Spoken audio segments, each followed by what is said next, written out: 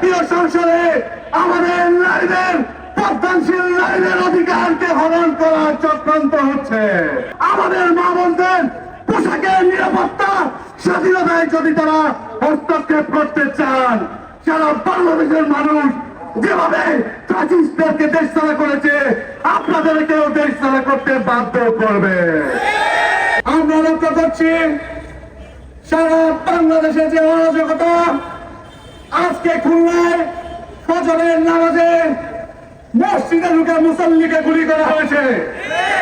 আমরা দেখতে পাচ্ছি গতকাল সোনারগাঁয়ে একজন নারীকে সংঘবদ্ধ গণধর্ষণ করেছে যুবলীগের নেতারা।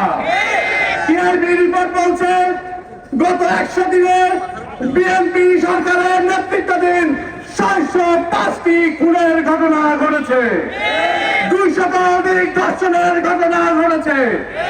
আমরা দেখতে পাচ্ছি স্বরাষ্ট্রমন্ত্রী সালাউদ্দিন সারা বাংলাদেশের সকল মন্ত্রণালয়ের দায়িত্ব নিয়ে নিয়েছেন। আমরা তাকে স্পষ্ট নেতৃত্ব দিন, স্বরাষ্ট্র মন্ত্রণালয়ের দায়িত্ব আপনি পালন করুন।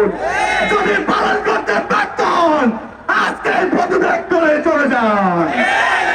আমরা দেখতে পাচ্ছি জাতীয় সংসদে আমাদের নারীদের পদ্মানশীল নারীদের অধিকারকে হরণ করার চক্রান্ত হচ্ছে।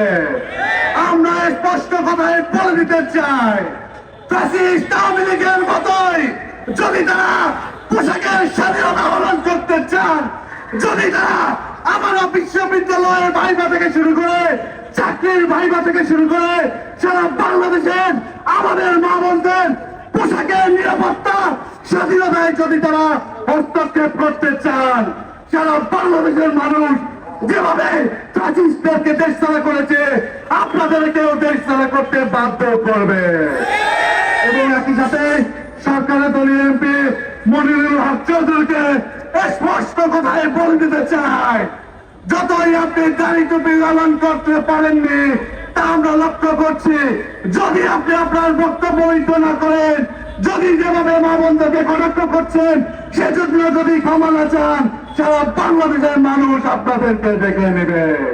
আমি আলটিমেটাম দিতে চাই, অতি শীঘ্রই আপনারা এই মনিরুল হক চৌধুরী আপনি ক্ষমা চাবেন, দেশের মানুষের কাছে ক্ষমা চাবেন, না হলে জবাব বাংলাদেশের মানুষ দেবে।